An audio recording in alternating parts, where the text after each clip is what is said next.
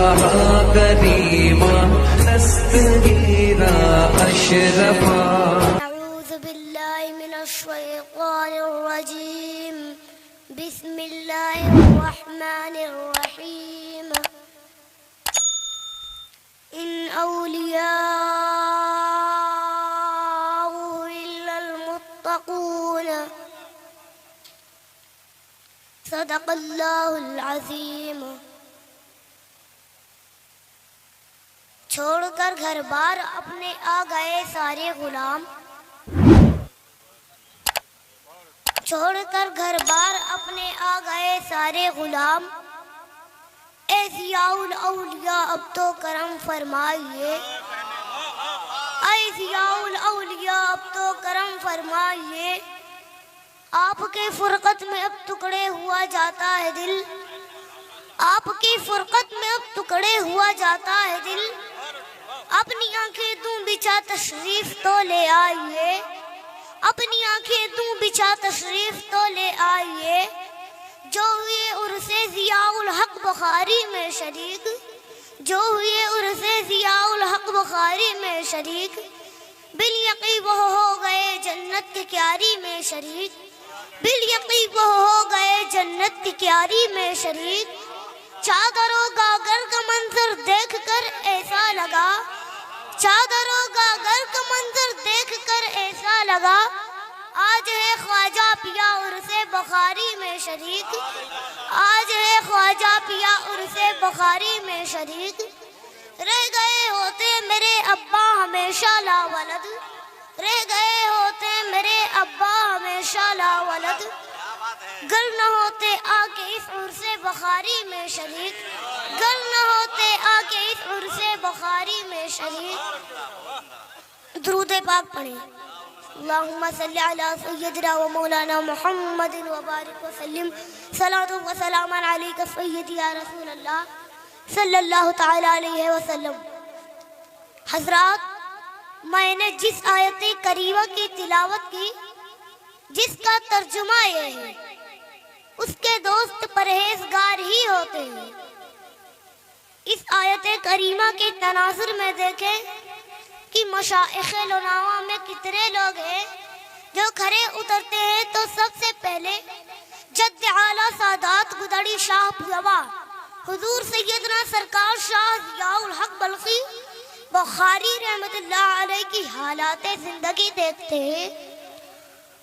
آپ کی ذات بابرکات، جس نے اطلس و وکم خواب کا لباس ترک کر کے گدڑی پہن کر تقوی اختیار فرمایا، تو اس تقوی شعاری کے بنیاد پر آیت کریمہ کی روشنی میں یہ اللہ کے دوست ہوئے.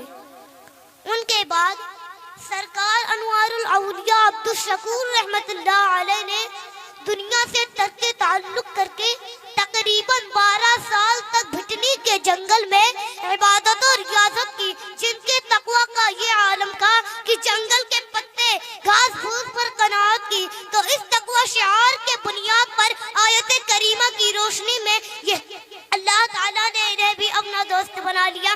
تیسری ذات حضور سیدنا سرکار تاج الاسفیاء علیہ الرحمہ کی ہے، جن کی عبادت اور ریاضت دیکھ کر سیدنا امام زین العابدین رضی اللہ تعالیٰ عنہ کی یاد آ جائے. اللہ اکبر. برسہ برس ایک ہی عیدگاہ میں معتکف رہ کر زمانے کو بھلا دیا اور صرف اللہ کے ہو کر رہ گئے. اللہ تعالیٰ نے انہیں بھی اپنا دوست بنا لیا. اب آگے سنیے، جو اللہ کا دوست ہو جاتا ہے، تقوی شعار ہو جاتا ہے، تو اللہ تعالیٰ انہیں ایک تمغہ عطا فرما دیتا ہے، اور وہ تمغہ یہ ہے: تلک الجنۃ التی نورث من عبادنا من کان تقیا. یعنی یہ جنت ہے اور اس کے وارث ہم اپنے بندوں میں انہیں بنائیں گے جنہیں زیادہ متقی اور پرہیزگار پائیں گے. لہذا ہماری گفتگو کا محاصل یہ ہوا کہ سرکار ضیاء الاولیاء متقی ہے تو بلا شبہ جنت کے وارث ہوئے. سرکار انوار الاولیاء متقی ہے تو بلا شبہ جنت کے وارث ہوئے. سرکار تاج الاسفیاء علیہ الرحمہ متقی ہے تو بلا شبہ جنت کے وارث ہوئے. اس لیے ہم ان بزرگوں کے دامن کرم سے وابستہ ہو گئے اور ان سے لو لگا لیا تو جس جنت کے وارث ہے قیامت میں جو جنت ان بزرگوں کو ملے گی اسی جنت میں ہم غلاموں کو بھی داخل کر دیں گے، پھر ہم بھی جنتی ہو جائیں گے۔ اسی لیے میرے والد گرامی مولانا شمشاد احمد برکاتی نے کہا تھا کہ نہ گھبرا حشر میں شمشاد برکاتی تجھے جنت، نہ گھبرا حشر میں شمشاد برکاتی تجھے جنت عطا کروا یہ کی الفت، عطا کروا یہ کی الفت، ضیاء الحق بخاری کی عطا کروا یہ کی الفت، ضیاء الحق بخاری کی۔ درود پاک پڑھے۔ اللہم صلی علی سیدنا و مولانا محمد و بارک وسلم، صلاۃ و سلام علیک سیدی یا رسول اللہ صلی اللہ تعالی علیہ وسلم۔ آج تو اللہ والوں کو کرامت کی کسوٹی پر پرکھا جاتا ہے۔ درگاہوں پر آ جانے کے بعد کرامتیں تلاش کی جاتی ہے اور سوال کیا جاتا ہے کہ بتاؤ یہ جن کی آستانہ ہے ان کی کوئی بھی کرامت ہے؟ اے عرص مقدس میں آنے والوں، کرامتیں ڈھونڈنے والوں، محمد ضیاء عینی تمہیں حقیقت پر مبنی ایک جملہ دینے جا رہا ہے۔ تمام لوگ گوش بر آواز ہو کر سنیں کہ آپ لوگ جن کے عرص میں آئے ہیں یہاں کرامت نہ تلاش کرے، میاں کرامت تو ان کی در کی لونڈی ہے، بلکہ جو چیز اس بارگاہ سے وابستہ ہو جائے وہ بھی با کرامت ہو جاتی ہے۔ پھر بھی تمہیں اسرار ہے کرامت ہی دیکھنے کا، تو مجھے دیکھو میں ضیاء الاولیاء ہوں، مجھے دیکھو میں کرامت تاج الاسفیاء ہوں، میں اپنے باپ کی مراد ہوں۔ میرے باپ نے اس بارگاہ سے اشک بہا کر اور گریہ وزاری کر کے مانگا تھا، پتہ یہ چلا کہ اس بارگاہ میں آنسوؤں کی بڑی قیمت ہے۔ صدق دل سے نم آنکھوں سے، صدق دل سے نم آنکھوں سے، دل کی گہرائی سے جو مانگتا ہے، دل کی گہرائی سے جو مانگتا ہے وہ خالی ہاتھ نہیں جاتا، بلکہ اتنا سب کچھ ملتا ہے کہ زندگی بھر کسی در پر جانے کی ضرورت ہی نہیں پڑتی۔ ان کی شان تو یہ ہے بھوکے رہتے ہیں یہ اوروں کو کھلا دیتے، بھوکے رہتے ہیں یہ اوروں کو کھلا دیتے، کو کھلا دیتے، کتنے صابر ہیں محمد کے گھرانے والے، کتنے صابر ہیں محمد کے گھرانے والے۔ حضرات محترم، بات چل رہی تھی کہ کرامت کی، تو آئیے کرامت کی جھلک دیکھیں تاکہ شرف و بزرگی کا کوئی پہلو خالی نہ رہ جائے۔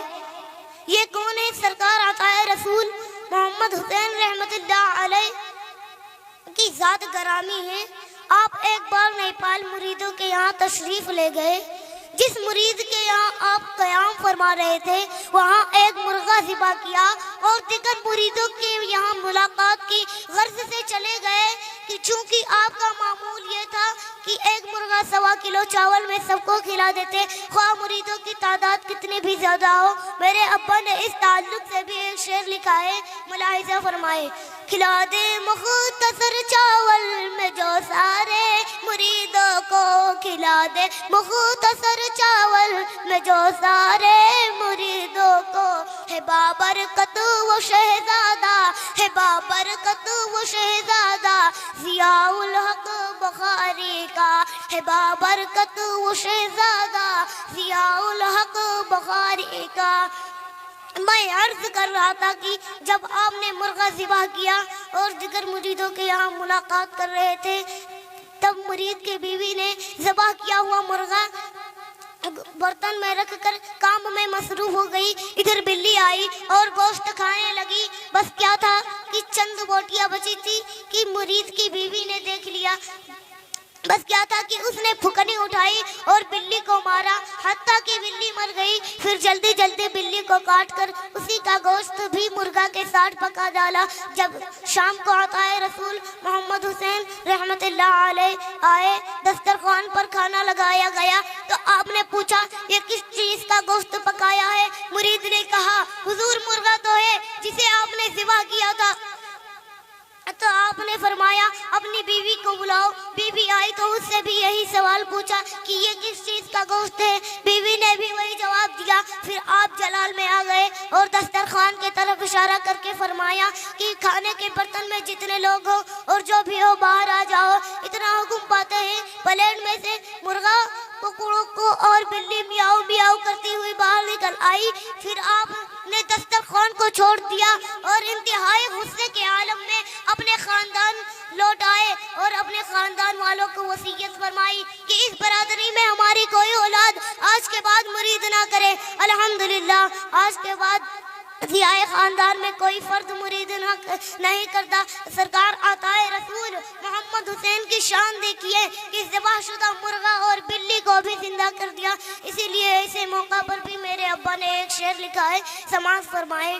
جلا دے مرغ غربا ایک دم میں ان کا بیٹا، پھر جلا دے مرغ غربا ایک دم میں ان کا بیٹا، پھر خدایا ہوگا کیا رتبہ، خدایا ہوگا کیا رتبہ۔ ضیاء الحق بخاری کا وقت زیادہ لے لیا ہے، اس کے لیے معذرت خواہ ہوں۔ ہمارے بہت سے مہمان آپ سے خطاب کریں گے، آپ لوگ سب کو سنیں اور عمل کریں اور دعا فرمائے کہ آئندہ میں اس منبر پر خطیب اعظم بن کر آؤں اور خطاب کروں۔ وما علینا الا البلاغ۔ السلام علیکم ورحمۃ اللہ۔ خدا حافظ۔